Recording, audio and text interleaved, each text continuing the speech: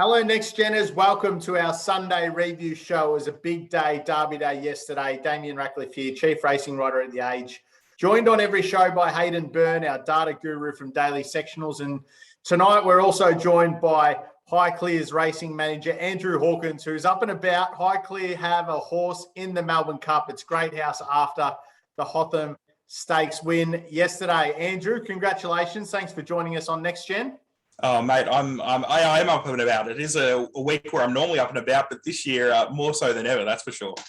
We'll get to Great House because we're going to do a runner-by-runner look at the Melbourne Cup. You've broken that down for ANZ Bloodstock as well. So we're going to take a deep dive into that. But just a look at Derby Day yesterday. Hayden, I'll get your thoughts first. You've obviously broken down the data from yesterday. What did you make of the data? Was it a little bit lower than you anticipated when you saw visually, or was it probably what you expected? It was probably a touch under what I expected visually. I thought there was many outstanding performances on the day. In particular, Home Affairs. I thought visually he was brilliant. But when I sat back and did have a look at who finished in and around particular runners, it makes sense that the data's come in a little bit lower than what I first thought. Yeah, Home Affairs was outstanding. You tipped him on the show. Andrew, if anyone who follows you on Twitter, you actually tipped Home Affairs as well. On Congo was gone pretty quickly, guys, and I thought Paul Alley could have been the one to peel off their backs, but looking at the data, Hayden, Home Affairs was really the only horse that turned up. Oh, he did. It was a form line we weren't 100% sure what to make of it, and Everest back to a Coolmore. But at the end of the day, he was the one who had exposure to a good level of pressure in the Everest. He was exposed to that pressure through the mid-race, and we said, just be wary, this horse might not have handled that softish style of condition, which took away his late finish. He was the one who was prepared to get up there and really box on with in the Congo. Williams' decision to go back to the inside fence. He wanted to go there on all the sprinters in the straight over the day. I think he got himself a little bit confused where he was sticking that umbrella, because that was clearly not where I wanted to be. This boy, James McDonald's pretty good though, isn't he? We've got a little look at him come down from Sydney. He's pretty smart. He can ride on most tracks. Brilliant performance. This horse thrived on the pressure. And when the sprint went on, everybody else said, yeah, not for me. Well, your views, Hawk? You obviously tipped him as well. Well, I was the same. I just didn't know what to make of him coming out of that Everest. But I think obviously the track condition that day was a little bit sticky. And not only that, but I think Hayden made a good point there about the pressure that he faced that day. When you're considering the likes of Nature Strip, Eduardo there, coming out of that and coming back to a race where there was a bit of pressure on speed, but on paper. But again, that pressure just didn't really eventuate in the same way that I think quite a few expected. And not only that, it is a different ball game going from sprinters like Nature Strip, Eduardo, going back to some of these the horses that were up on the speed.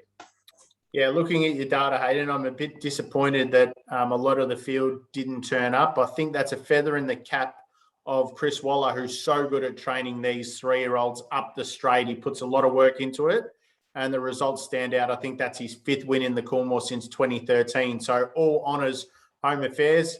It's a shame we've got to wait 4 months for them to all meet again, but we look forward to that.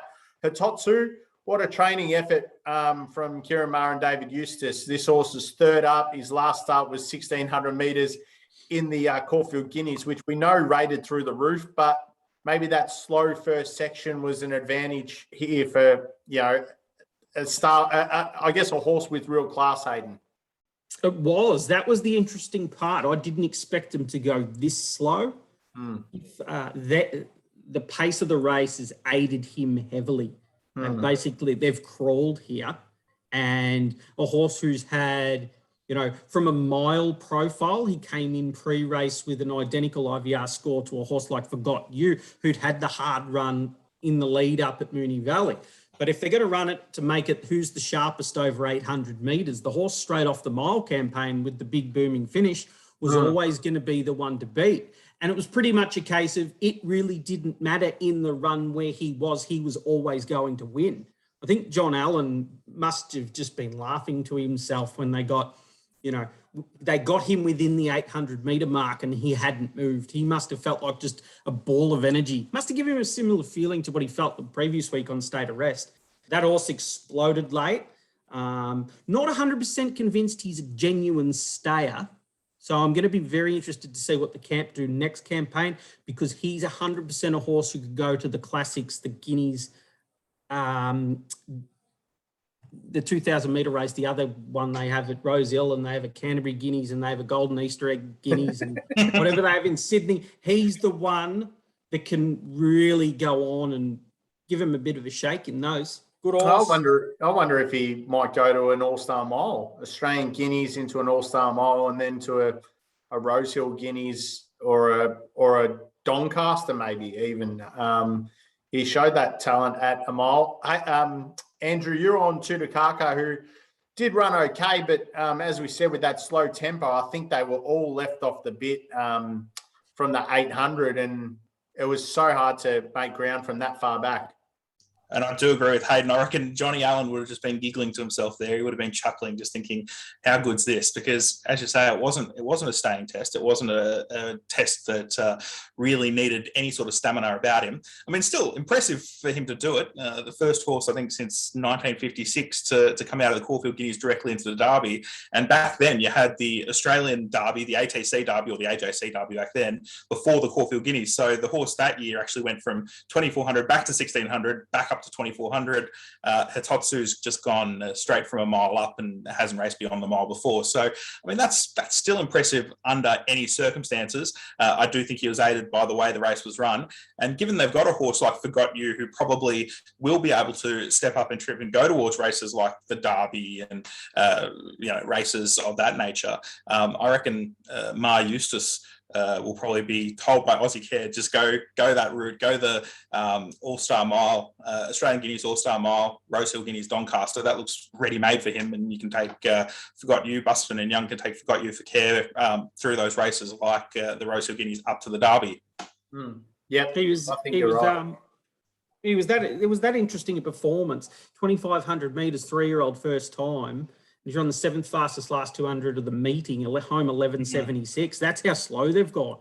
If you had a ticket on Allegron, you would have been in the queue ready to collect at the 250 metre mark. And at the 200 metre mark, you were concerned about how far you were going to get beaten by. Yeah, I was on Allegron, so you don't have to remind me, Hayden. All right, I think the highest rating race on your data, Hayden, was the Empire Rose.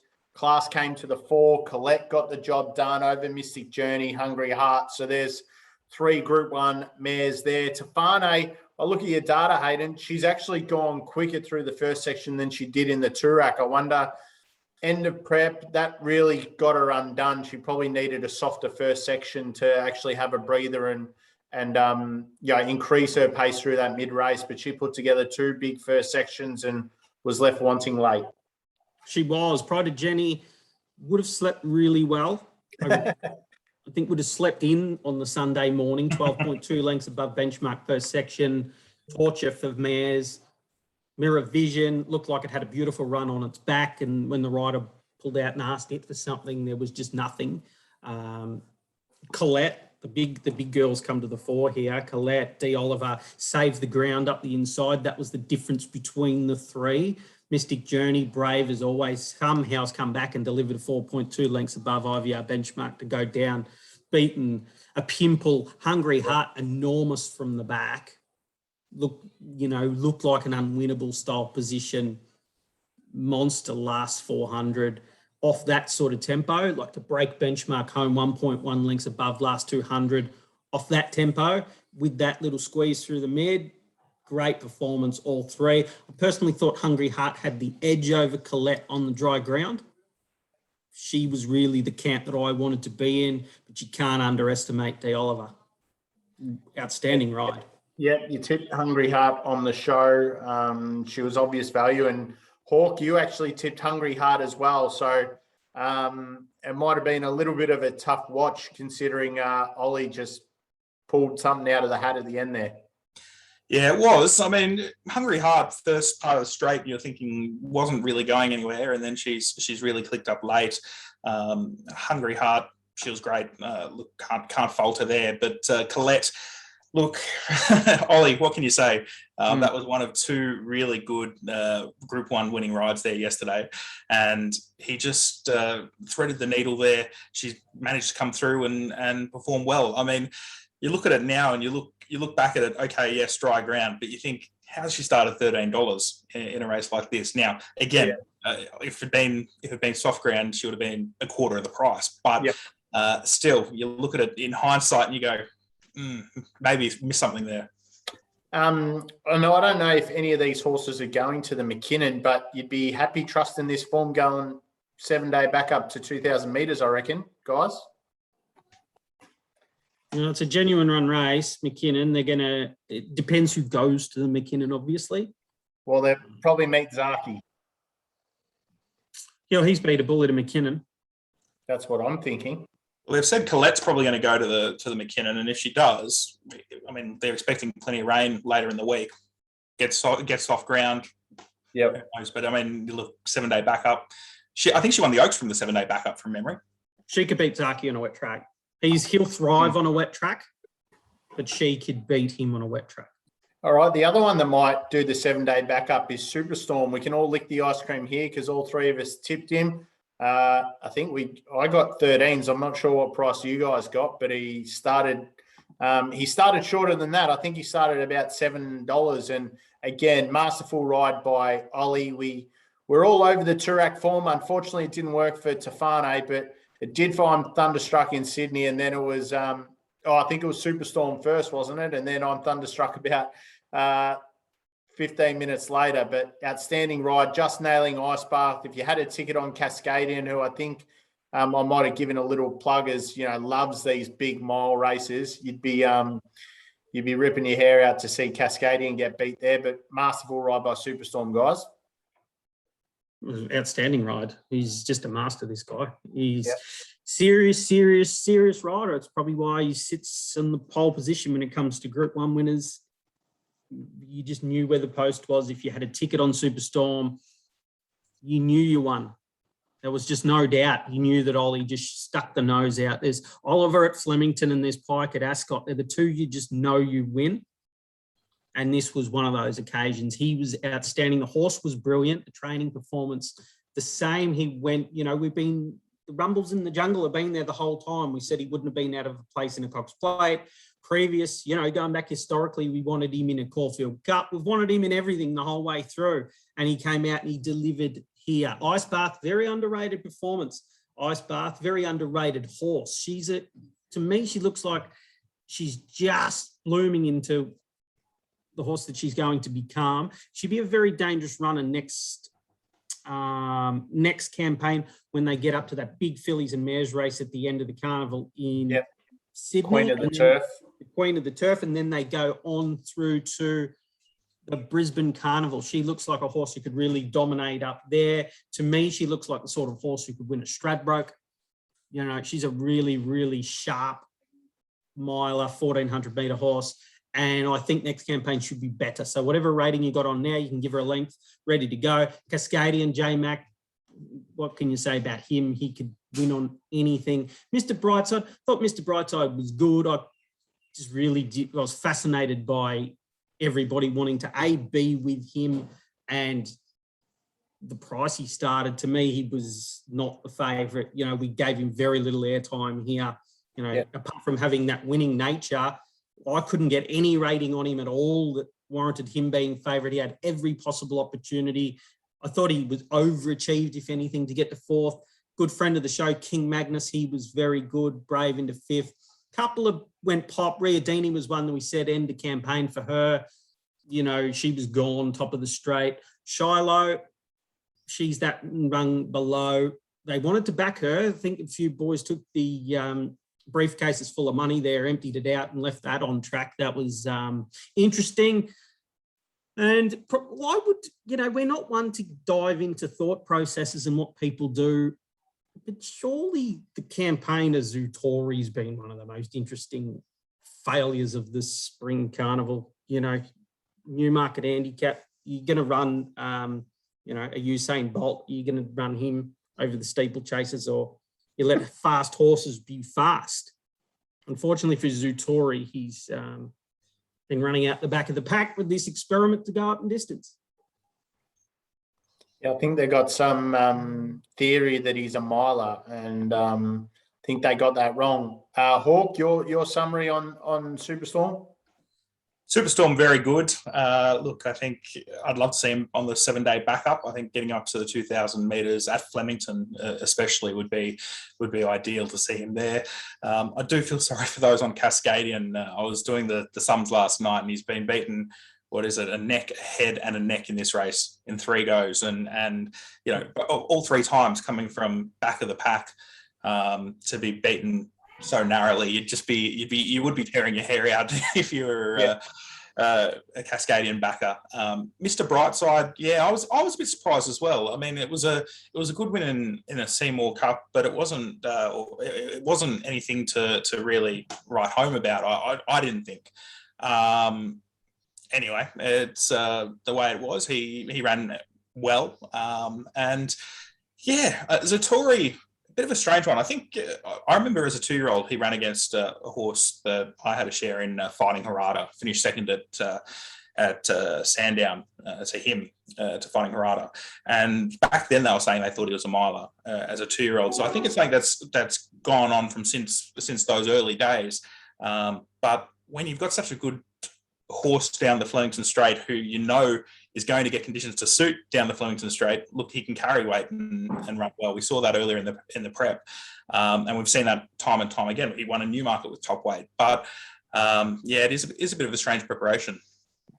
All right, guys, in 30 seconds, I want you to sum up the other races on the card, minus the Hotham, Andrew, because we'll get to Great House in our Melbourne Cup preview. But my 30 seconds, Minaj in the last race was outstanding. September run, officially goes in the bin until she wins another race. And I did say that on the show on Thursday, and yet I still found a way to tip her on the weekend. Outside of that, Willowy probably goes to the Oaks from the Wakefield, but I think I'm keen to take on that form and maybe look for a horse who's been kept in the stables until Thursday. That's it for me. Yeah, I think you summed that up pretty well. Fangirl race 1 didn't smash the clock in terms of sectional data. Big slowdown through the mid, great acceleration late. Horse to follow has a bright future. He's got the last race on point. Minaj is a horse going places, has bigger and better things in store for it. Could we see it on a 7-day backup on the last day if there's anything there for her? Not sure, but the sectionals were outstanding. That was just A+ rated by JMac, wasn't it? It was. The 1,200 metre sprint race, that was pretty plain, and there was some disappointing performance. Just the canter, yeah. I'm of the opinion, this was another horse that I wanted to really twist the screws into, which was Oxley Road. To me, he's not a 1,200 metre horse. He doesn't like shifts in his racing. He likes just speed on speed. Last man standing sort of thing for him. He was dictated to. He wasn't very happy there. In terms of the fillies and mares, they're in struggle town. All right, that answers Luke Fazzalo's question about what happened to Oxley Road. Your summary, Andrew? I thought Fangirl was very impressive to the eye. Look forward to seeing what she can do back in the spring. Back in the autumn. I reckon she's probably the type who'll get into a Coolmore Classic, pretty light in the weights and do well there. Yeah, I'm not sure what to make of that Wakefield Stakes. Willowy, again, another who looks to be going nowhere, and then found another gear. You would have thought it would be good form with some of those horses there, like Yearning and El Patroness, but yeah, it looks a bit of a concern there, and maybe something like a Glint of Hope or something coming from other form lines might be the way to go. The Lynn Lithgow was probably uninspiring for the level of racing that we had on the day, and Minaj was fantastic. Yeah, I wonder what they do with her. I know there's a 1,000 metre race later in the week, but yeah, I mean, she could be the type who comes back. Look, I mean, Newmarket handicap horse in the autumn, but she could be the type to go to an Oakley Plate or something like that. All right, and Hayden on Thunderstruck was outstanding. We couldn't have talked him up more last start. on Thursday's show, and he just got the head down. Great lesson for anybody who follows the show week in, week out when it comes to your thought processes, your betting and whatnot. If you have an opinion on a horse, you're allowed to change the opinion. You don't always have to follow your money. You don't always have to follow your own judgment, opinions, etc. I'm Thunderstruck going into the Toorak Handicap as a horse we were looking to take on. We didn't have the number there, and we'll always take on horses when we don't have the figures there to say, yes, they are the real deal. We are prepared to sit back and let them beat us. And then when they come out and they say, look at me, I'm real, we're more than prepared to get on. He come out in the Toorak and he showed not only was he a very good miler, he was a world-class style miler and a horse of very, very high talent. When they put him up on speed and they let him get involved in the race rather than coming with one go, he showed that he was a bit of a monster. Now he's come out here and, boy, gee, if you want to learn a little bit about horses, go and just watch this horse over the last 300 metres where this horse lost his balance. I reckon he lost it about, when he got out of the pack and he squirted for about 50 metres, Hugh lost his balance, the horse lost his balance. I think Hugh made the comment in the interview after that the horse wanted to change stride. And Hugh felt that. He said, well, if I put you under pressure now, you're not going to be able to pick up. And so he said, I'm just going to be a passenger here. And he let him float. And it wasn't until the last 100 metres where the horse really accelerated and he got going. Don't be mistaken. If they go another 100 to 150 metres, this horse wins by 6. Yeah. I think one of racing's greatest loads of crap is after the post. So you know how everybody likes to say that, oh, did you see him 200 metres after the line? He was 44 lengths clear. I reckon that's one of, we talk about the garbage that people speak. That's one of the real great loads of garbage. This horse, last 50 metres, like he was only getting balanced and ready to go. 5.3 lengths above IVR benchmark, best of the day performance. These last 200, put it this way, 6 to the 4 plus 1.1, 4 to the 2, 0.8 slowdown. Part of that was getting out of the little gap that he had to get through, but the big part of this was the leg shift. So shifting those two front legs, you can see it visually. Last 200, 3.9 lengths above benchmark and climbing. 15th fastest last 200 of the day, 11.26. This horse is a bullet. If he was mine, I am taking him to Hong Kong to kick 60's head in. Oh, Andrew, you know Hong Kong better than any of us. And I must admit, I've always thought Golden 60 was a tad overrated. Now, I say that because the Hong Kong depth at the moment just isn't there. Now, look, what he's managed to do, Golden 60, while he's been there, he's managed to really race through the grades and he's looked a champion because there's just been nothing there to beat him. To me, a champion is a horse that looks invincible at times. And he has looked invincible, but that's also a measure of the quality that he's faced. If he was to face a horse like I'm Thunderstruck, that would be quite the contest. All right. Would you go, Hawk? If he was yours, would you go? Absolutely. Without a doubt. He'd lap up Shartin. He'd be fantastic coming with that late run. I mean, Golden 60, even though I just was saying he looked invincible, I tell you what, he looked vulnerable a couple of times last season. There are a couple of those races there where on form he should have been beating them by lengths, and it was exposed, established form. And he almost got beaten a couple of those times and didn't really have excuses or things against him to really suggest that, that he should have been under that sort of pressure. So I think he is vulnerable. A horse like I'm Thunderstruck could be the one to bring him undone. All right. I don't mind cutting little clips from our shows and posting them on Twitter and throwing you under the bus sometimes, Hayden. So I think you've just given me a little clip to just break this out. I said kick his head in. I don't want that going around on social media. No, just that Hayden thinks that I'm Thunderstruck should head to Hong Kong, which I think is a good little promotion for this show. Now let's get stuck into our Melbourne Cup form. I know, Hayden, you'll wait until Monday night to really take a deep dive. So Hawk's already done the work for us. I'm going to let Hawk control this, and then Hayden, you just pipe in when you want to mention anything here. But we're going to go in. If we're going runner by runner, I'm happy to have a little brief 10 seconds on each runner because I've done enough. All right, that sounds good. We'll get Hawk's view first, and then you can come in over the top with your 10 seconds. Just getting up the field now. Number one, Saddlecloth is obviously. Actually, we might go from the.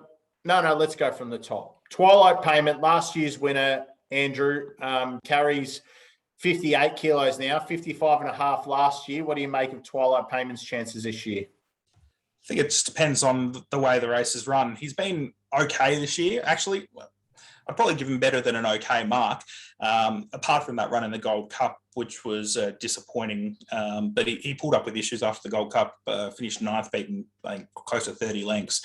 It was good in the Irish St Ledger trial. After that, came out in the Irish St Ledger, finished second to Sonny Boy Liston, who'd won the E-Ball before that.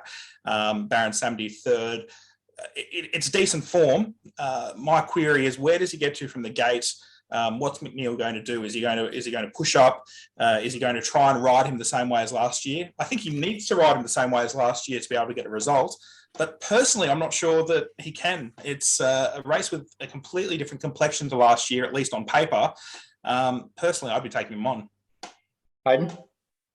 Top 5 player. Okay. Sum that up pretty well. Luke Robinson on Twitter, Andrew, given the incentivised wide barrier draw on Twilight Payment's tactics last year, who do you think leads, and how do you think that, how spent do you think they'll get to take the lead? Well, I think it could be neither of them, really. It could be a horse like Knight's Order. He led at a pretty steady or a pretty strong clip on Saturday. And obviously did the same in the Brisbane Cup earlier this year as well. So, look, I think Knight's Order's every chance to take it up. I don't think Preble will necessarily want to get Incentivise across the lead, and he doesn't have to lead. I think he'd be happy if he could get into a position one out. But he's really Preble's not going to be busting himself to get to the lead. McNeil might be different in that he just might want to ensure that he makes the most of gate 2. Pushes up underneath, but again, they're different styles of leading. Twilight Payment will probably try to slowly build it up as he did last year.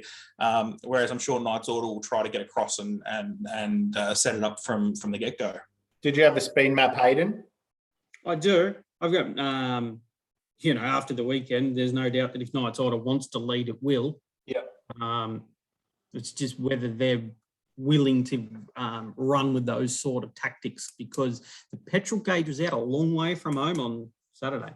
Yeah, yep, you're right. All right, Saddlecloth number 2, Incentivise, short price favourite. Only 2 horses in this race have started shorter. Both their names were far lap. Andrew. Unreal, isn't it? That we could be talking about a horse in the same breath as far lap. But look, he's earned it. He's really just come of age very, very quickly.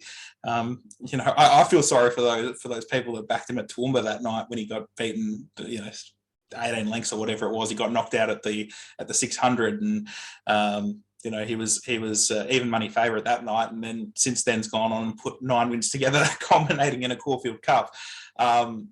Look, there are queries there. Will he see out the trip? Who knows? You can't hang a horse for something they haven't done yet. He was very strong through the line in the Caulfield Cup.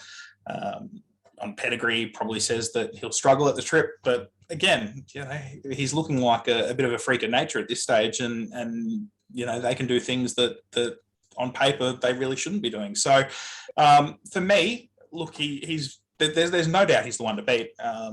Whatever beats him probably wins. Hayden. He's the most likely winner of the race. There's a little bit of Mackay Diva versus, what was his name? The thing that they kept bringing out to race him all the time. Vinnie Rowe. Vinnie Rowe. There's a little bit of Mackay Diva, Vinnie Rowe. We've got one who can match your one, him versus Spanish Mission. He's just a really, really good racehorse. He's got a 20-plus length differential in speed through a first section that he can handle. He can handle squeezes anywhere from benchmark to plus 15. He's got straight line speed. He thrives on dry ground. And he's an elite wet tracker in the same vein. I think the dry ground is going to be an advantage for him. Preble slaughtered him in the Caulfield Cup. Maybe he didn't really like Caulfield.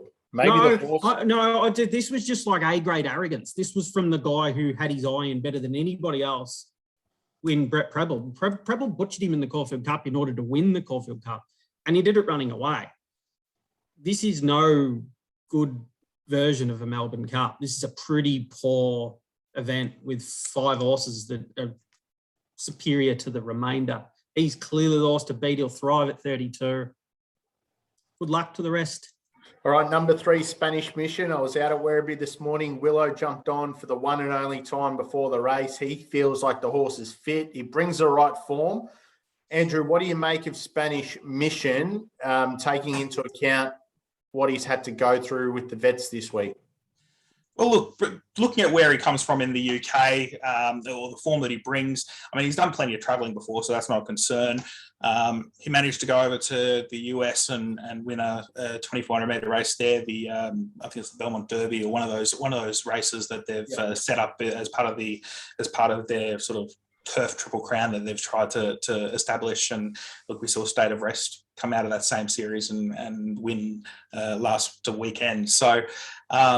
Yeah, I mean, the thing with him is that over the couple of seasons since, he's looked a little bit more dour.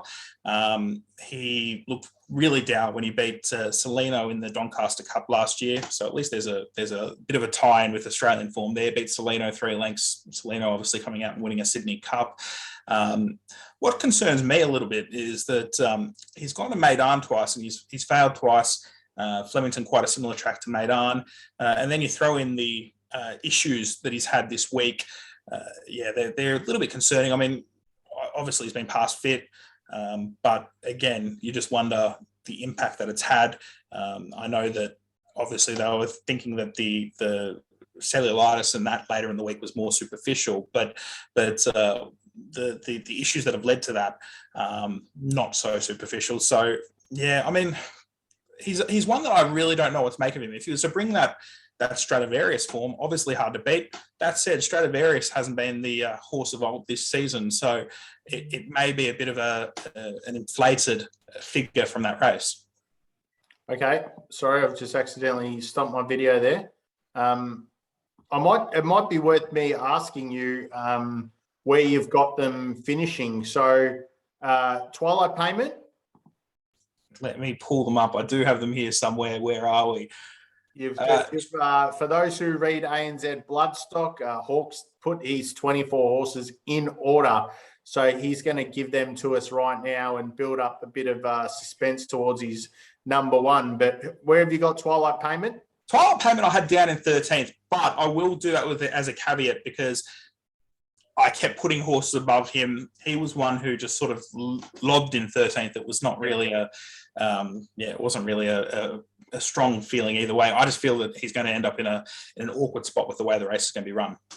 I'll get Incentivise a bit later because we know he's going to be high in most people's numbers. Spanish Mission. Spanish Mission was another one who sort of dropped over the last couple of days. I had him up in the top 4. I've ended up getting him in 9th. Okay, Hayden, your 10 seconds on Spanish Mission. World-class racehorse. World-class 3,200 metre profile. He would come out here and win a typical Melbourne Cup. There's a couple here who could push him to a level which is really going to force the very best out of him. We've got a little saying on the show that if the vet's in, we're out. So I pre-race thought that he would shake the life out of Incentivise. Yep. Now I'm downgrading him to a place chance, but if he shows up and he's right, he can win. All right, number 4 is Very Elegant. Chris Waller, James McDonald comes out of the Cox Plate, Andrew. I thought that was a good run in a Cox Plate looking towards a Melbourne Cup. Has to carry plenty of weight, obviously. What I was thinking, looking back towards the Turnbull, was that I was thinking, obviously they rode her further forward there, backfired for whatever reason. I'm sure there are a number of reasons there that backfired. But then they rode her stone cold in the Cox Plate. I think they would have been hoping that the way that the pressure's likely to be on here, they probably could have ended up in a position where she was midfield, maybe just ahead of midfield. Barrier 19 is going to make that very tough. She's going to end up in a position either trapped or back further than they would have liked. I think she's obviously the class mare of the field, but given the fact that it's expected to be a 30-degree day and no rain's expected, that probably dilutes her chances just a little bit. And you've put her in? I have put her in at number 6. Okay, Hayden? Excellent performance, Cox Plate. Look, the winner on the corner. The two have come from underneath her. She had the little slowdown between the 4 and the 2. Most impressive part of her performance in the Cox Plate was her last 200. She's thriving this campaign. That was a PB from her. She's a dangerous runner here, and she's going into spot number 2 for me. Wow, okay. Interesting. Explosive Jack number 5 was disappointing in the Caulfield Cup. He has that real 4-year-old profile, though. He dominated the derbies last year, and he's going to enjoy the trip, Andrew. Yeah, he was one that I didn't know what to make of him. That was a disappointing performance in the Caulfield Cup. It wasn't as though he just didn't fire for whatever reason. Had been okay for him last in the Turnbull before that. Mackay Budeva inconclusive, as you'd expect from a horse resuming. I don't really know what to make of that 3-year-old form. He beat Young Werther. Young Werther obviously ran well in the Turnbull and ran fairly in the Caulfield Cup. The Let's Crack a Deal form in the South Australian Derby. Kukaracha didn't really come up in Sydney this prep. Should handle the trip by a horse who actually ran 3rd in the Melbourne Cup in Jacklebury. But he's probably one that I'd want to take on. That Caulfield Cup run, it would take quite something to turn that around. Barrier 4 means he probably ends up just behind that speed, so he probably actually ends up in a good spot. But yeah, for me, Explosive Jack, he was one that I was happy to take on number 17. 17th for Explosive Jack. Hayden? If he wasn't trained by Mar Eustace, you could have 1,000 to 1 with me. He's the only reason I give him any hope at all finishing top 10. Yeah. All right. Number 6, Explosive Jack.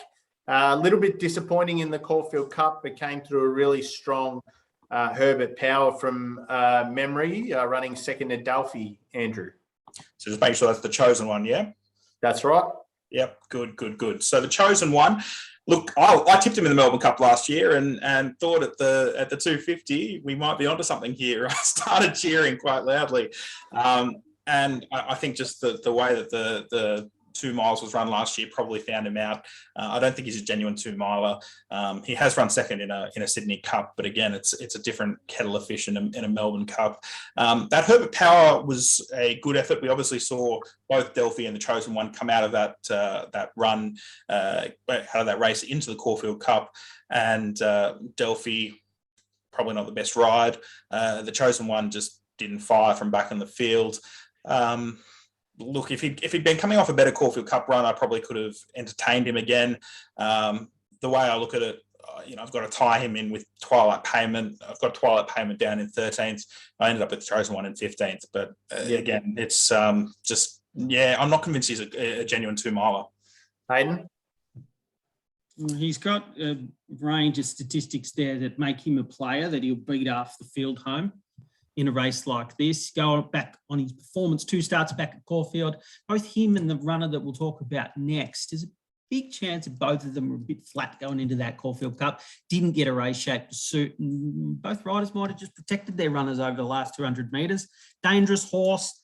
And D Lane, big friend of the show, yet to make an appearance on the show and probably never seen it, heard it or whatever, but big friend of the show, top 10 player and first four. When you put every single runner into the last leg of your first four, he's one that goes in there.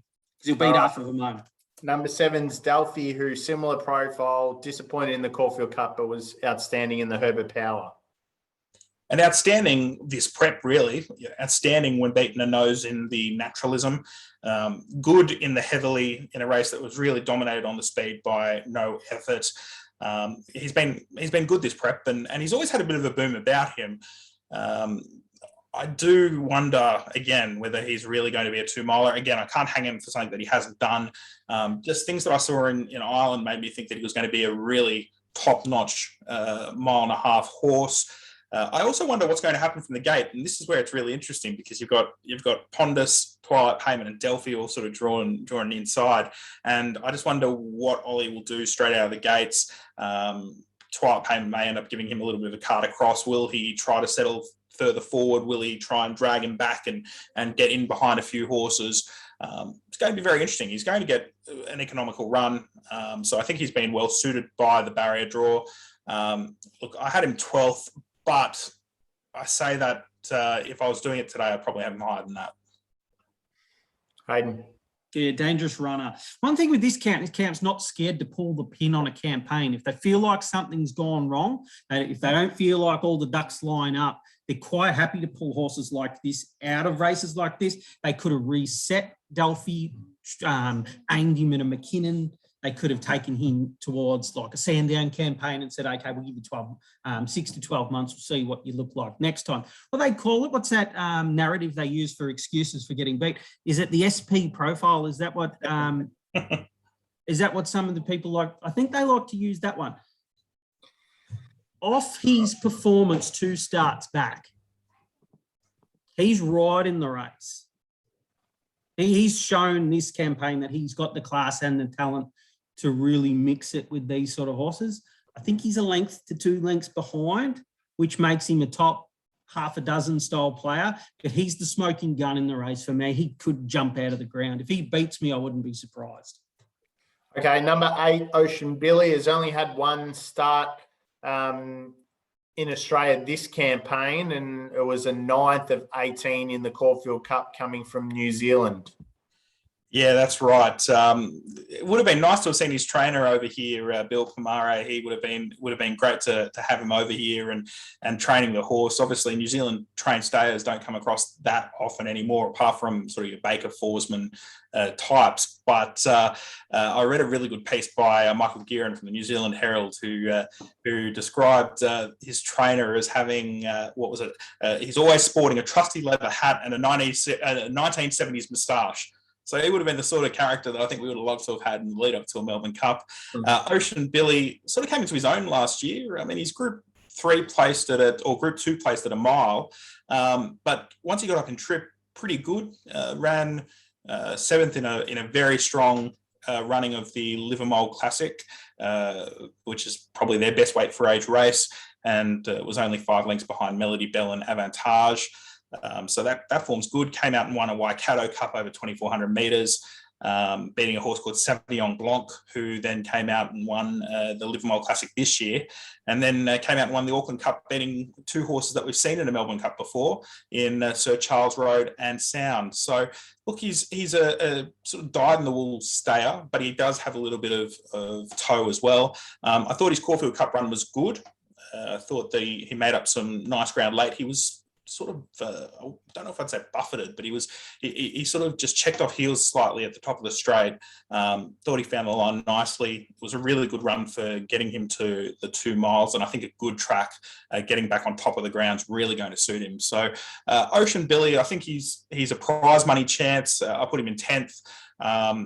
He's one horse that I must admit I had right down low when I was first doing my rankings, and I finally just kept moving him up because I kept watching a few of those races, and he's the type that will get into prize money.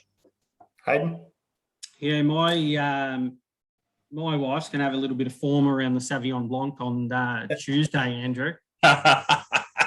Dangerous player with the Sauvignon Blanc and an outing. So out of lockdown, big watch there.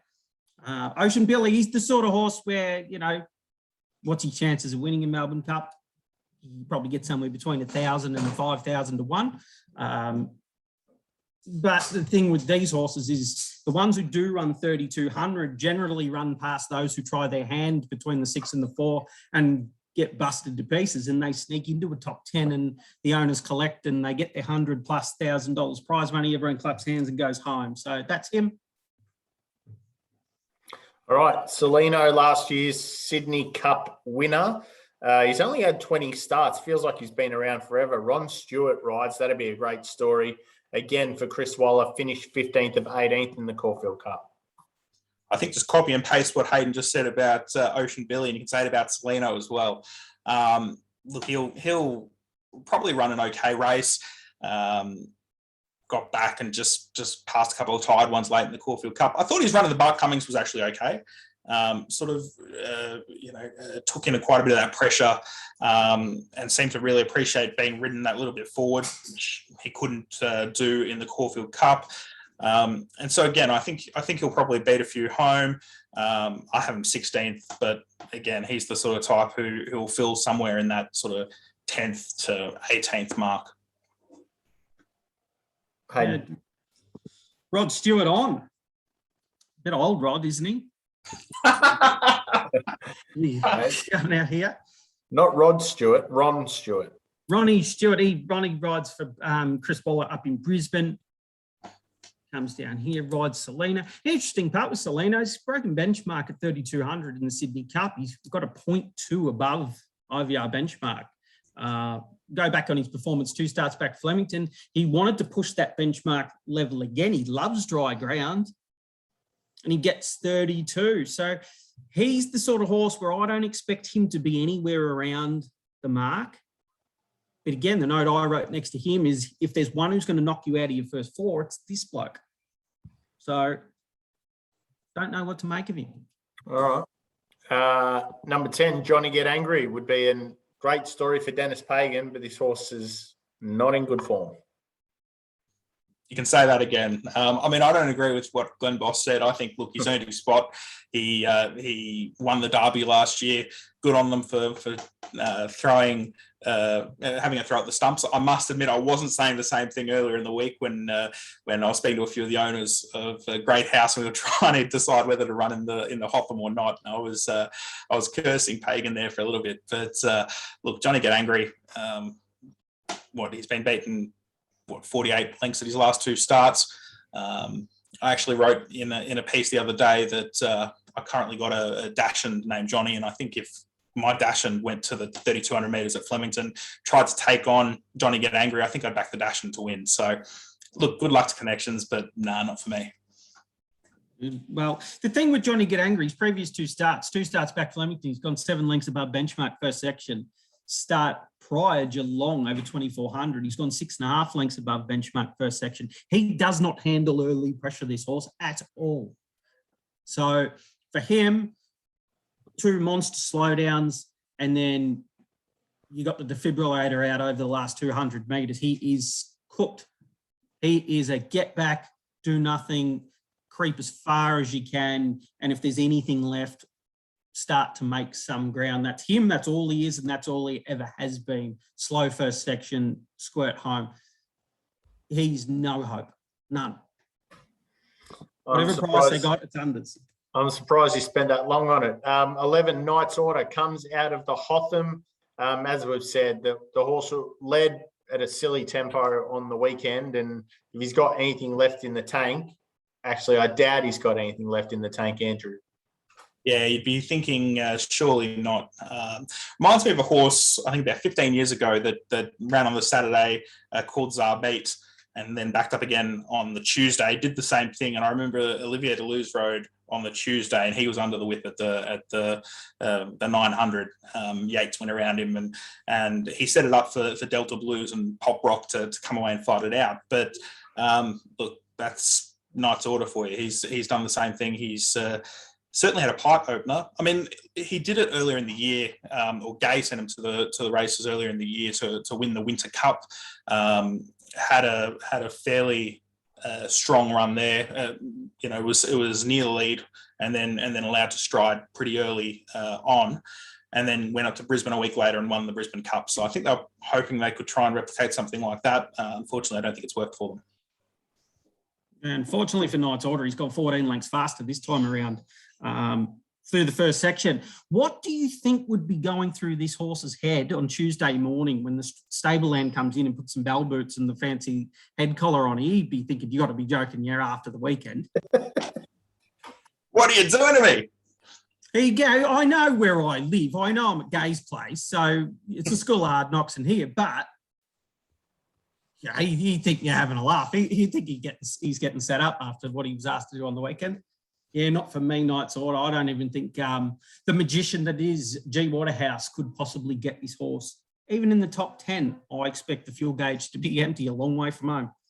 Okay, number 12's Persan. I reckon profiling really interesting. And as we've mentioned, he couldn't be in better hands with Kieran Maher and Dave Eustace, Andrew. Yeah, that's right. Obviously, proving time and time again just how good they are with horses 2,000 metres and beyond. You give them a stay, that's for sure. Ran really well in the Caulfield Cup, managed to sort of soak up some of that pressure and stuck on well for third in a three-way photo for third. Turnbull was just fair. I thought he was really good in that run behind Floating Artist in the 1,700 metre handicap before that. Obviously ran fifth last year. Probably had a lot of favours there as well, which is surprising given he drew quite wide from memory. I think he drew out in 19 or 20 last year, but it was a good ride by Mickey D there. Different preparation this year to last year. He was coming out of the Bart Cummings last year, coming out of the Caulfield Cup this year. But as you say, does profile well. He's one I think I had him eighth. I had him eighth, but again, he's probably one of those sort of top tier contenders that you'd have to think, even if he's probably not a winning chance, you'd have to think that he's got to be a place chance for sure. I tend to agree. The Maher Eustace camp bought a horse out of the Everest and run it in the Cup.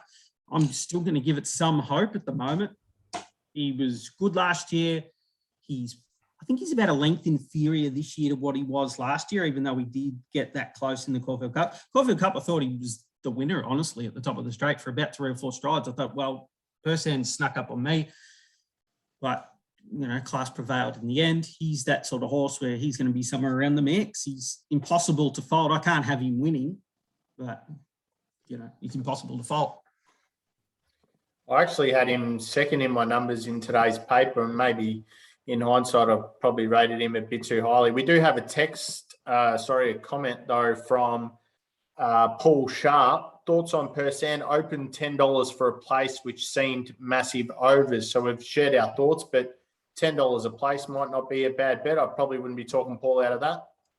I got excited then. I thought we had a text machine. I thought new technology coming through. The next gen boys have got themselves one of those little text message machines. Imagine the insults would get on that. Coming soon. So Andrew's got Persan in 8th. I actually think he can run a place. So if you want to back him at 10s, not going to talk you out of that. He ran super in last year's Melbourne Cup. And he's been set for this race since. Let's look at number 13, Cariff. Sydney form, Andrew. Yeah, Sydney form this time in probably not that great. Look, I mean, there have been some horses coming out of that form and doing okay. Montefilia obviously did well during the Caulfield Cup. Obviously, we saw Great House come out of that form as well. We'll get to that shortly. But Cariff, this is his third time trying to make the Melbourne Cup. Finally got there. Second in the Hotham in 2019, couldn't make the field for the Cup. And then last year, fifth in the Hotham, went on to win the Sandown Cup. He gets the 2 miles. We do know that. But his form, I actually got quite excited after that first run in the Cameron, finishing 4th behind Ashman. That was at Newcastle and made up some really nice ground, but then was back and just never got into the race in the Hill Stakes. Got up on the inside in the St Ledger and looked the winner for a couple of strides before the race developed out wide. Warning and Luncey's came away. And then was absolutely diabolical in the City Tats Cup last time out. Got back. Look, he looked like he laboured under the weight, but the problem is when you look at those sorts of horses, Torrens and Savvy Valentino, Torrens, he's been getting lapped in some of these cups up there. And he'd won in Sydney at like 80-1 a couple of starts before that, or a few starts before that. So for me, that form is just a big negative. You couldn't convince me to back Cariff, that's for sure. You just summed it up perfectly. Good luck to Blake McDougall. He's one we do like, and we do want to see more of Blake in Melbourne. Good rider. Number 14, an old friend of the show. We've probably broken up with him a while back, but Master of Wine, Andrew, comes out of the Caulfield Cup. His run in the Bart Cummings was clearly the best of his runs this prep. I mean, if you'd said, going back 2 years, that Master of Wine was going to be stepping out at 125-1 in a Melbourne Cup, you would have thought absolutely mad, especially after he won that City Tats Cup. He looked like he could be anything. And then not only that, he's come back in the autumn and he's won that 1,400-metre handicap by 4 lengths. He's won the Sky High by 4 lengths. He's run fourth to a Dave and Very Elegant in a Queen Elizabeth. And from there, it's just been a slow downward spiral. Came back okay last spring, ran fourth in a Mackay Diva, fifth in a Turnbull. The Caulfield Cup run was pretty plain. But since then, just hasn't really shown much. The Bart Cummings run I thought was actually quite good, but it's hard to make a case for him this time around. And as I say, I never would have expected him to be 125-1, and yet that's probably justified. Yeah, I got a new name for him. It's Janice. My wife watches Friends. My wife watches Friends a lot. When Chandler went out with Janice, and he looks back and he thinks, I can't believe I ever went out with her. That's Master of Wine for me. I've had enough of him. All right. Number 15, Pondis. Fourth in the Moonee Valley Gold Cup last start, Andrew. Yeah, it was a bit of a strangely run Moonee Valley Cup. I'd be interested to get Hayden's thoughts about that Moonee Valley Cup, because it was an odd race. I don't know what to make of that run. The Bart Cummings run I thought was really good, given how much pressure and speed there was on there. Came out of some good form in Ireland. We saw him here last year, and 2 really good seconds behind Princess Jenny in the Bendigo Cup, also True Self in the Queen Elizabeth. He's one who I want to be keeping very, very safe, because I feel like his Bart Cummings run was top notch. His Moonee Valley Cup run was fine, was enough for what it was. He's one who I do want to be keeping very, very safe. He's an interesting horse. There looks like there's a clear intention from the stable that we need to get some real hard miles into this horse's legs really quickly. We don't want him to get to a cup soft, taking, he looks like he's going to get out there and he's going to be ready to box on with them. Moonee Valley Cup, I'd throw the whole race in the bin. It was a little bit of a couple of riders. Tio thought he was on the best horse in the race, must have felt like it's game over at the corner. Leaders collapsed on to them, caused a big slowdown between the 6 and the 4. Everyone flat-footed. Smartest ride in the race won. Sound went into the race, looked like he was underdone, and he was the winner for a couple of strides, and then Luna Flare squirted through. Floating Artist. We don't talk about good things beat or should have wons or anything like that, but he slowed down between the 4 and the 2. He was 0.4 home faster than his prior section, which gives you the indication that he left that with miles still, with some energy left in the tank.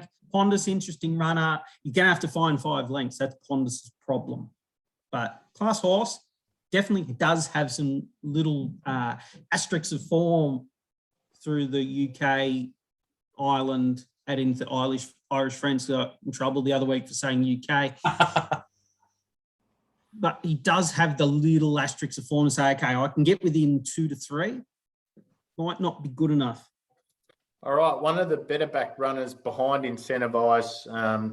Actually, I think bookies should really be making more use of a without Incentivise market, because I think that would be a lot more interesting. I'm not sure why that hasn't been more heavily promoted. So any bookies out there should be promoting that a bit more, I reckon. But Grand Promenade is among those sort of second line of betting horses. Number 16 won the Bart Cummings, which is always a good form, traditional lead-up race to the Melbourne Cup, Andrew. Yeah, he really came into his own over the winter, winning those races at Sandown, at Flemington twice. Was a moral that day in June. What was it, a 5 or 6 horse field, and then came out and won the Banjo Patterson. Those were small fields. He was able to dictate from the front. It was good to be able to see him come from a trailing position to win the Bart Cummings, and was really strong through the line as well. 21's made it tough. 21's going to make it very, very tough. That said, Karen McAvoy, I remember him riding Brew from 22 and managing to give it one of the best rides you'll see in a Melbourne Cup. So, look, if he was able to repeat that, he comes through the right sort of form references. For me, he's probably just behind those leading tier of horses. Yeah, he was the most difficult runner in the race for me to assess. This might sound a little bit silly, but it's happened, and it does happen in Melbourne Cups quite often. If Incentivise doesn't get to 3,200 metres, Very Elegant doesn't like the dry ground. A couple of other horses we haven't mentioned yet don't come to play. The vets spent too long the Spanish Mission during the week. If no one shows up and we get a low-level rated Melbourne Cup, a Vow and Declare style year, he's the one. He's the one that wins the week Melbourne Cup. If he wins, you say, okay, all the big players didn't come to play. He's the one that will. So I know that doesn't really help you from a form perspective, but that was my assessment of him. He's clearly a top 10 player. He could push himself easily into the top 5. He could win, but he's not in my numbers. He was the most difficult horse for me to assess. You're going to back him. You're going to have to take him on a little bit of trust and on a couple not coming to play. But, you can't knock this camp. They're pretty good. I know we've gone over a few here. Andrew, did you mention that you've got Pondis 5th in your numbers? Don't think I did. So there you go. So you've got Pondis top 5. Grand Promenade 11th. Grand Promenade 11. And interesting, you've got Persan at 8, Grand Promenade 11. And I actually feel like Persan is a better chance than Grand Promenade. I think Persan might be a bit longer in the market. I haven't got the market up right now, but I might get that up. But that was my gut feel, that I think Persan might be a better option from their stable. We'll move on. Persan's twice the price at the moment, so there you go. So there you go. So I would be, my gut feel is taking on Grand Promenade in favour of Persan if you're talking sort of head-to-head. Miami Bound, number 17. Also, like Pondis, comes out of the Moonee Valley Cup. She won it last year, but she finished 5th this year. Interesting, they're putting blinkers on it for the first time here in a Melbourne Cup. Not something you often see, that they get the blinkers first time Melbourne Cup. She needs something to spark her up. I mean, she was good up in Sydney around April when she was running 3rd in a Tancred, 3rd in a Sydney Cup. She came up and ran 3rd in the Ramsden, but well behind Realm of Flowers and Grand Promenade. This preparation, she's just got back and run on, and even in the naturalism, she didn't run on. She didn't make any ground at all. So, just very, she's just one there that she's there. It's horrible to say good luck to the connections, but not for me. No, just no. I love her, but no. She's $126 on TAB. Port Guillaume is $151 on the tab. 10th of 18 in the Caulfield Cup, Andrew. I had Miami Bound 20th and I had Port Guillaume 23rd. Look, I went back and watched that Caulfield Cup because I'm thinking Ocean Billy I can see running a race, and Port Guillaume's basically finished alongside. I can't see any reason why Port Guillaume will appreciate the 2 miles. His only really okay run was in that naturalism. He brought some really good form down from France. If he was running some of that form, the 5th in the Prix de Jockey Club behind the world's highest earning thoroughbred this year in Mishrif, the win in the Prix High, if he was to run to that form, he's probably a top 10 contender. But on what he's shown this time, he's probably lucky Johnny get angry's there so that, he's not last in the numbers. He's looking for dry ground. He wants clean, dry ground. Does have tactical straight line speed, and he will get the 32. I'm not going to be as negative on him as what you were, and he's one of those ones you're going to go into my first 4. I'm going to have a lot of first at the end of the first 4, but if I get the big result, I'm going to need them there. He's one that would go into my last line of my first 4. Okay, I can find a couple of little snippets of excuses there for him. And then the vast majority of my thought process is exactly where Andrew is. You're just a plotter. But if you've got the excuses in the Melbourne Cup, year after year after year, you see the $35 place getter or the horse who knocks you out in the first 4, he goes into that line. All right. Good friend of the show, She's Ideal, was great in the Wing Stakes first up, disappointing second up, good over 2,000 metres third up, disappointing in the Metrop, although beaten 3 lengths. Probably not too bad a run, but then Caulfield Cup beaten 6.5, Andrew. Yeah, but I don't think the Caulfield Cup was as bad as what it looks, because she ended up down in that inferior ground on the inside, and she was still coming to the line. So I actually thought it was an okay Caulfield Cup run. My concern is with her getting back on top of the ground. I know she ran well in the Wing Stakes on top of the ground, but generally she's been better when she's had a bit of give. Her soft track form is much better than the on top of the ground form. Look, she has had the one go at the 2 miles, and she was a bit luckless there in the Sydney Cup, so I wouldn't be reading too much into that. That said, she was right down on the limit that day. She's Ideal is one that I had higher when I did my first sort of set of figures last week, but she's slowly fallen down. I don't know where she's going to get to from the gate. She's probably one that I'll be passing on here. All right. You've got her 14th, Hayden? She'll go in. I couldn't possibly, if I lost the first 4 in a Melbourne Cup because she wasn't, never forgive myself. One of your favorites. Love her. Hopefully she runs on and gets the owners some prize money. But she's outclassed in this. She'll get the 32. All right. His future score outclassed as well, 126, Andrew. He's been one that, again, has just sort of been nothing this prep. The naturalism was back and passed a couple late. The Herbert Power ended up midfield, just didn't really come into it. And then the Moonee Valley Cup, again, weird race. We talked about that before, so I'm not really taking out too much of that. Third to Ash Run last year in the Hotham, third to Sound in what was a pretty poor running of the Zipping Classic. Cranbourne Cup winner. Yeah, I think our class is probably the right way to describe him. He could have a little run around here, and we'll see him again in the 3,200 metre race at Sandown in a couple of weeks' time. Okay, Charlie Rose, Geelong Cup winner. Always a good form race for the Geelong Cup. And before that, really good run behind Grand Promenade in the Bart Cummings. So, Andrew, what have you made of Charlie Rose's prep?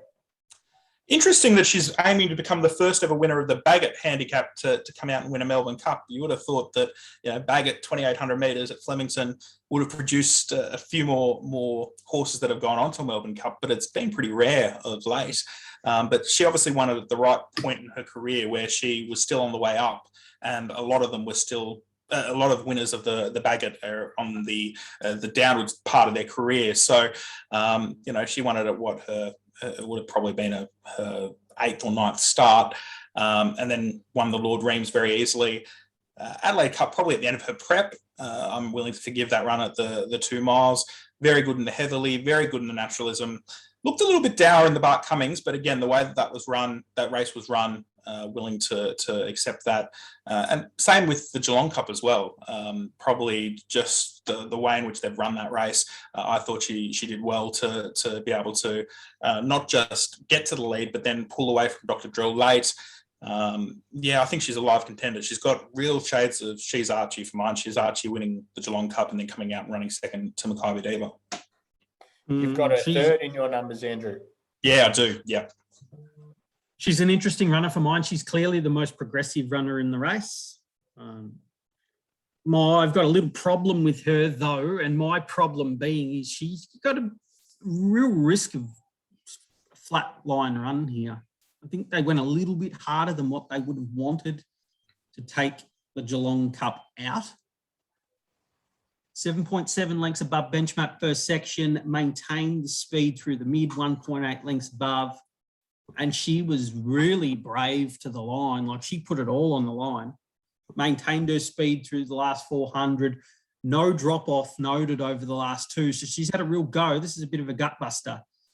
I'll be interested to see if that's done a little bit of damage leading into the Cup. Because all three runs, her three previous runs have all been at a good speed. So not 100% sure that's the right way to go. It's disappointing. I'd love to see Dean Holland win a Melbourne Cup.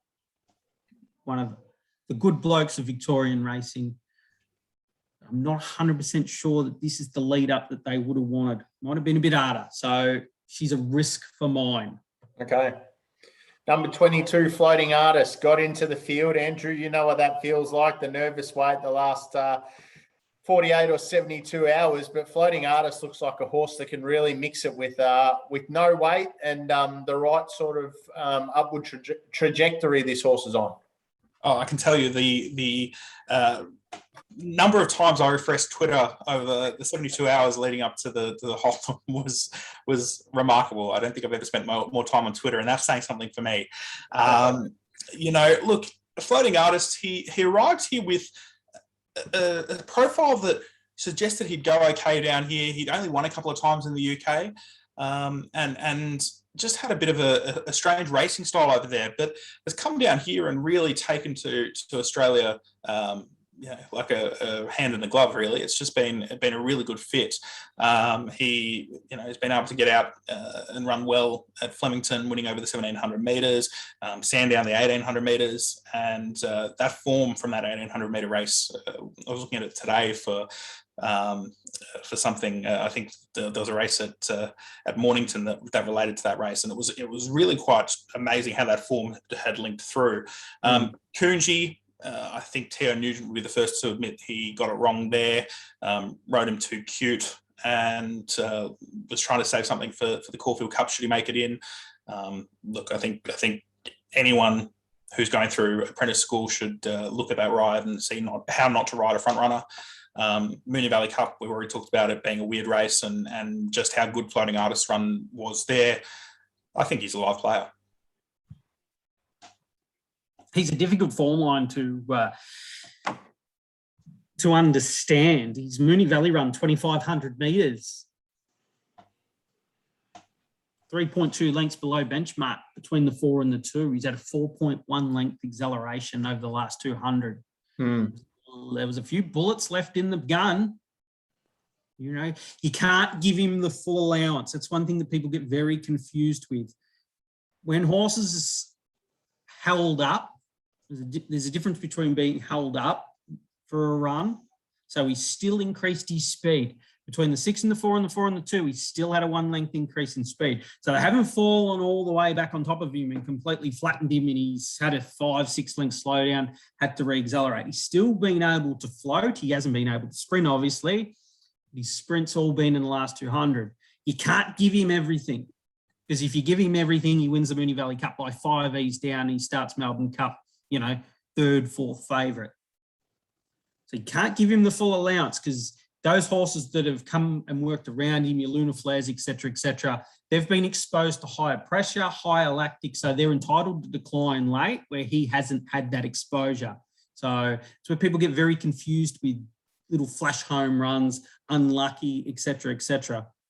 Most of the time, it's a horse's inability to overcome adversity rather than being completely luckless. So, got to park the bull crap for 1 second and see to it what it is. Yes, he should have won the race. There's no doubt about that. In terms of his Melbourne Cup profile, he still sits 2 to 3 lengths below what's going to be required to run first 5, and he might need 5 to win it.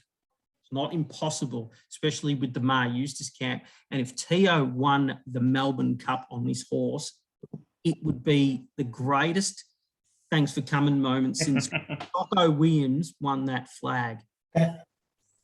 Well, let's just you've got him fourth, Andrew. I do. He does need to improve, but I think he's capable of it. But yeah, it would be quite something to see Tio come out and win on Floating Artist. That's for sure. So you got Charlie Rose third and Floating Artist fourth. They're both 16 in the market. Do you have much between them? Obviously not. No, not much. Look, I accept what Hayden's saying about Charlie Rose potentially being flattened. I'm just hoping she sort of arrives there in rock hard fit with the 51 kilos. Floating Artist, yeah. I struggled to figure out what to do with Floating Artist, but again, I just thought he'd land in the right spot. Look, he's still on an upward spiral. Let's hope. All right, number 23, Great House, Hotham handicap winner. Got the right form, Andrew. Is he going to back up off? How's he going to pull up after Saturday's run?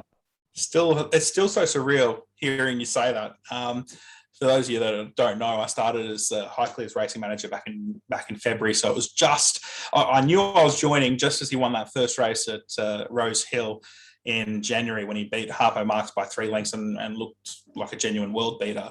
But had things to suit as well. And he's been a really interesting horse to follow all year because he would get out there and sweat up like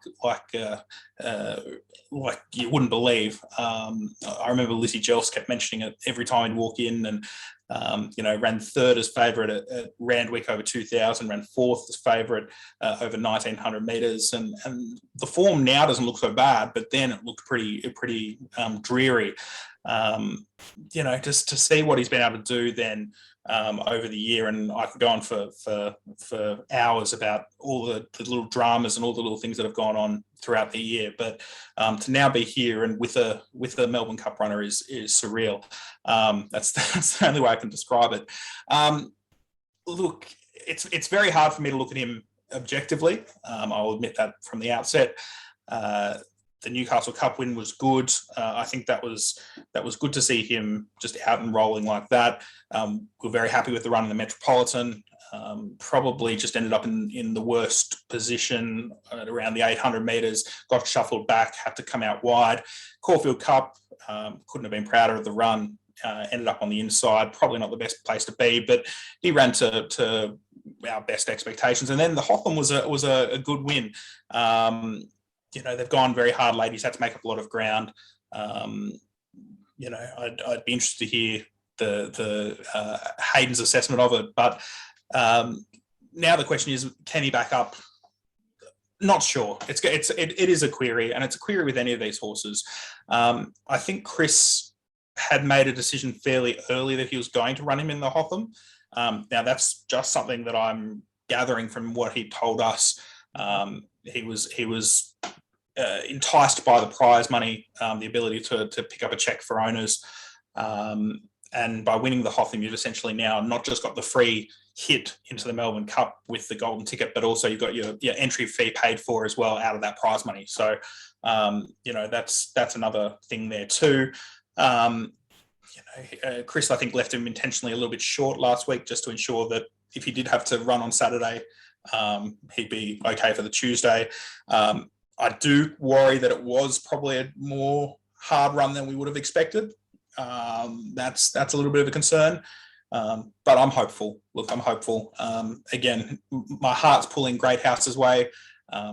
We've drawn the right gate. I'll tell you, I was watching the barrier draw last night. There were two gates left, 7 and 18. 18's never won a Melbourne Cup, and I'm in absolute agony thinking we're going to get 18. We get 7, overjoyed. Mickey D, he's great down in the weights. Again, I've just spent way too much time talking about it, and I could spend hours talking about it more. I hope that's basically what it comes down to. He comes here in career best order, no doubt about it. No concern whatsoever off the run. He's had the typical Waller campaign where he got a series of right races that come through Randwick. It started at Randwick back in August on the 7th of the 8th, where he had the monster 23.3 lengths mid-race squeeze, sustained run to the line, come through with an 18.7 length mid-race squeeze, and a 22-length mid-race squeeze. 3 in a row, the Wallace Special. Okay, we're rock hard fit now. We can put our horses up on speed or closer to the lead speed. We're battle hardened, we're ready to go, and we can be competitive. I thought he was the run of the race outside of the winner in the Caulfield Cup. When it came down to Flemington on the weekend, I was a little bit more bullish than what I come across on the show. I thought he was clearly the horse to beat and backed him accordingly. I think Mr. J-Mac got a little bit happy with himself between the 4 and the 2 and thought, it's game over, I'm going to win by a long way. And then had to ask him just to extend that last 200 metres when Maniakin, or whatever they like to call him, kicked on the inside with the shades on. He is in career best order. He's on an upward spiral. He comes in similar IVR style form line to a runner like Grand Promenade. Both of them have the same style of credentials. They come in with winning claims if a bunch don't come to the party. So they're the dangerous runners. They're the Shockings. They're the, what was the other one that I mentioned before? Bow and Declare. Bow and Declare. These are these style of runners where if we look up on Monday, on Wednesday morning and say they've gone 2 lengths above IVR benchmark, this is the reason this horse has won. You know, if the big boys want to put it into the 5s, they're top 10 players. Lovely horse, and my wallet appreciates his performance yesterday. All right, and he's $23. So you're comparing to Grand Promenade at 17. There's not a lot between them, but $6 the place. Andrew, where have you got him in your numbers? With the great caveat, and I did put this in the writing that my heart was leading my head. I've got him on top, but that's again because I would not forgive myself if he came out and won and I hadn't put him there. So, as I said, Incentivise is the one, but I can still hope for Great House. I was about to say I can still hope for Grand Promenade. I can still hope for Great House. All right. The last number is number 24, Sir Lucan. He's allocated 50 kilos. Bossy's going to ride at 51. Bossy had a look at him this morning. He's a full brother to Sir Dragonet, a Northern Hemisphere bred 3-year-old, which has been a good recipe before. But all the talk is that he's still a juvenile. Bossy feels like he's 6 to 12 months away. Gay thinks he'll be a better horse this time next year. Andrew, what have you made of him? He's actually a very similar horse to his brother in that he can mix his form. He's really mixed his form up quite considerably. The issue with him is that he flops out of the gates and he's got no early speed. He is a juvenile in the way that he races. You can just see that he really doesn't know what he's doing. He doesn't know what it's all about. Even to this day, he's still learning the caper. At least Sir Dragonet had that big 8-length win in the Chester Vase, which sort of gave him that opportunity to really get a bit of race sense. He went to some of those really big races and sort of developed a reputation as a non-winner. But Sir Lucan, different type of horse. I'm concerned with him that he will end up back in the field. I mean, 18, again, I mentioned before, hasn't had a winner ever in Melbourne Cup history. With this horse, though, it doesn't really make much of a difference. He's going to flop out. He'll probably end up back in the field. I'm sure once he's been through 6 to 12 months of Gai Waterhouse and Adrian Bott's training, Cullick Lodge will have him up on the speed and firing out of the gates. But until they can rectify that, I just feel like it's probably going to be too much of an ask. And I do think he can fill a top 10 spot. I mean, 50 kilos as a horse, a European 3-year-old, you've got to respect him. But for me, he'll be the type who's sort of flashing home late.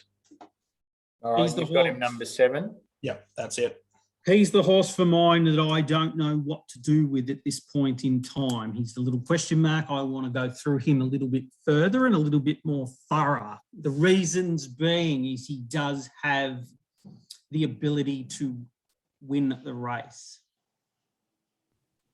The other problem is Andrew hit the nail on the head. He's also got the ability to run 24th.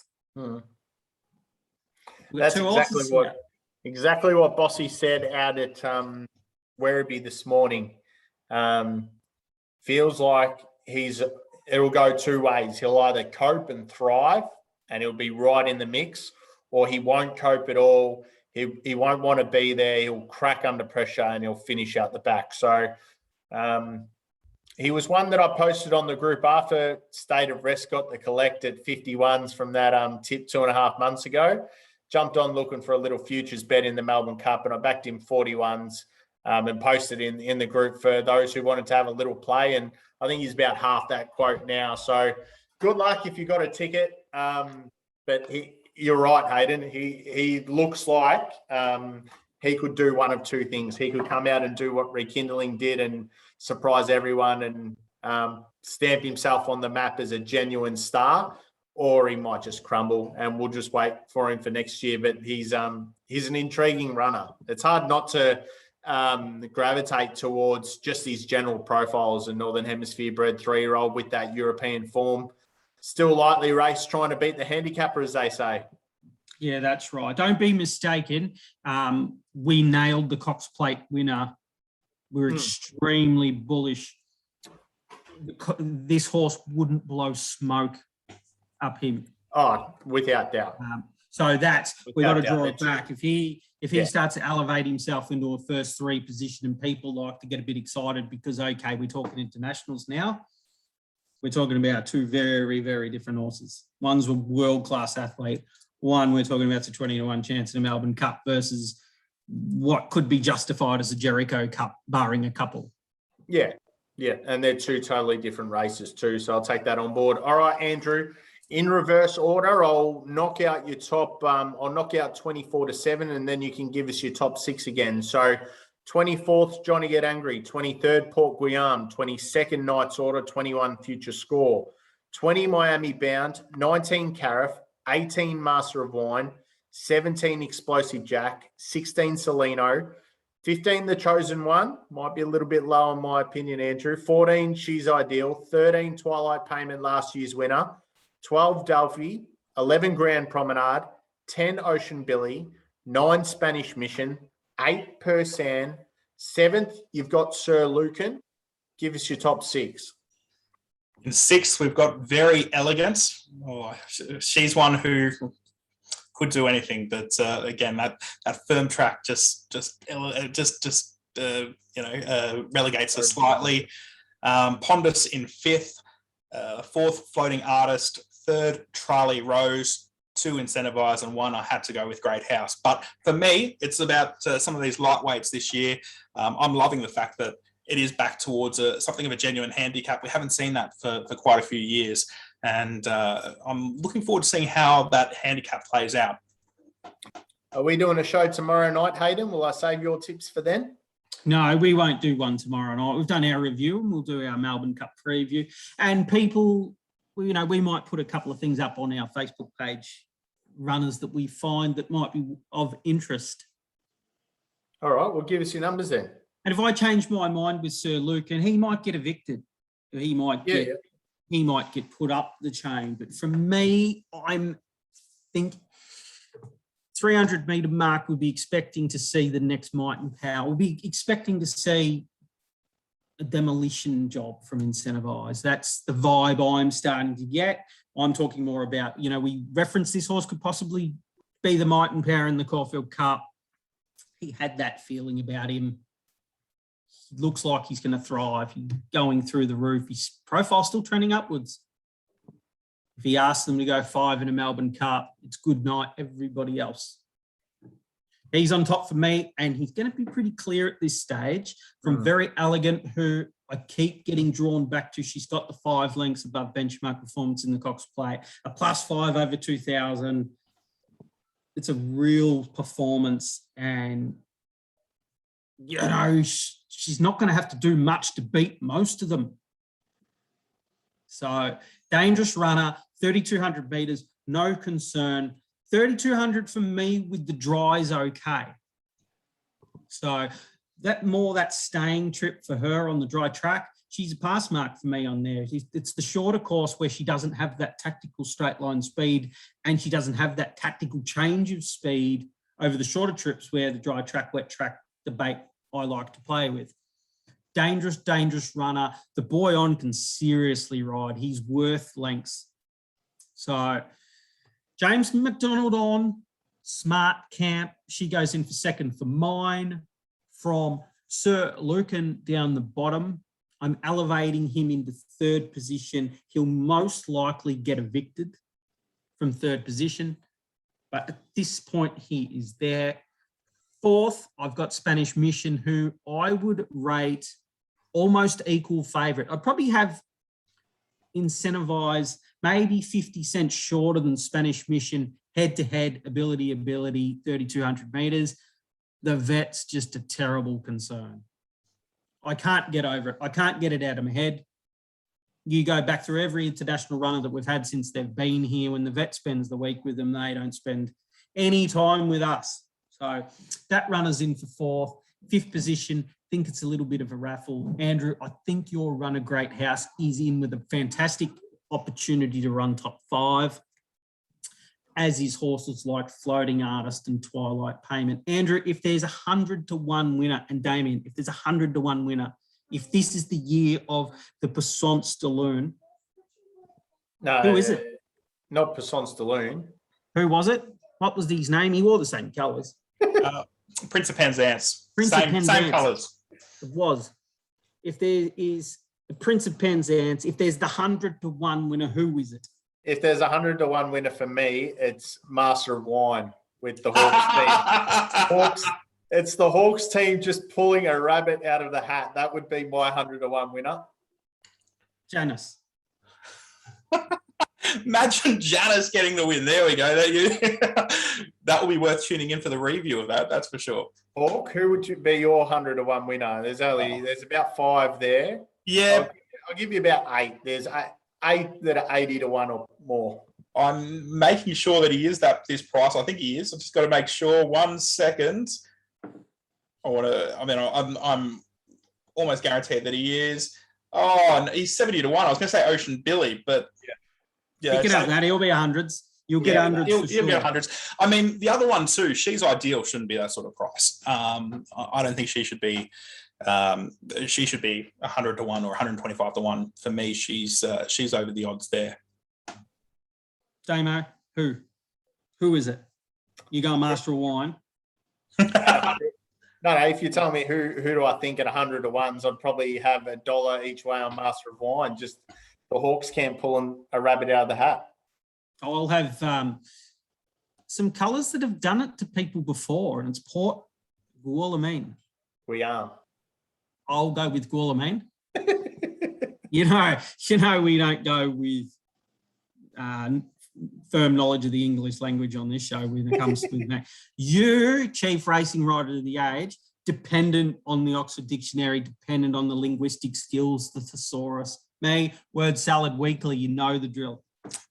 All right. Well, Hawk had Port Guillaume at 23rd, so it's good to have a difference of opinion on this show. The tips I put in the age today were Incentivise clearly on top. I had Persan in second, so he's $34.07. So he might be, he's certainly a wider player for me. Twilight Payment, last year's winner, hard to go past. His form's been just as good as last year. I had him third. And for fourth, I had the Chosen One. He's $41. Ran really well last year in this race as well. I'm forgiving the Caulfield Cup performance. If you like Delphi, I think you have to like the Chosen One. Delphi's half the price. My wider numbers, good luck with Great House. Delphi would be my wider numbers. Sir Lucan would be my wider numbers.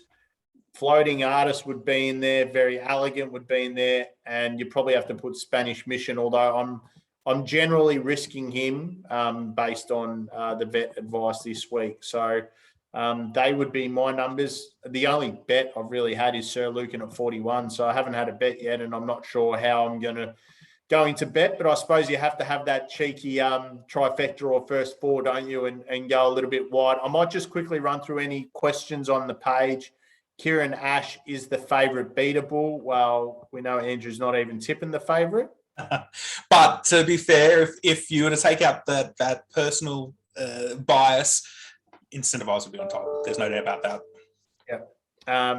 One other question here.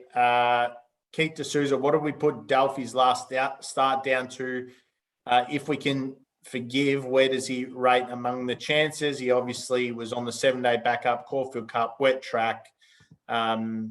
You've got him, Andrew, in 12th. And Hayden, you're forgiving Delphi and think he's a bit of a player. Yeah, he's one of the ones that could really leap out of the ground. Sometimes in these horses, on these Melbourne Cup style of campaigns that come through these races, you need to be forgiving of one. Sometimes the one is the reason they start 30-40 to 1 instead of 10 to 1. Well, if you think about horses like Alco Pop, Protectionist, who came out of a Herbert Power and a good Herbert Power win, and went straight to a Melbourne Cup, both of them started single figures. Both of them were challenging for favouritism. Delphi's win may not have been as impressive as that, but it was pretty impressive. And if he was going there direct, you'd probably be talking about a 10-12 to 1 chance. All right. And Ollie's on Delphi, isn't he? Yep. After a big day Saturday. Yep. Don't put a line through Ollie. All right, gents. We've been an hour and a half, but really appreciate your time, Andrew. Hope you had fun on the Next Gen show. You are one of the young guys having a crack, so we love getting guys like you on the show. You know your stuff. Good luck with Great House for Highclere on the weekend, mate. Oh, on the weekend, I should say Tuesday. Oh, look, it feels like a long weekend here. So, look, good luck to everyone playing the Cup. Let's find a winner. That's all we need. Hopefully Great House runs well. Look, if he can get into the prize money, we'd be happy. That's it. Maybe, Hayden, we've got to do a Tuesday morning 10-minute wrap-up of how you've changed your tips. That sounds good. All right. Catch you, gents. Thanks for your time. Cheers. Bye for now. Bye.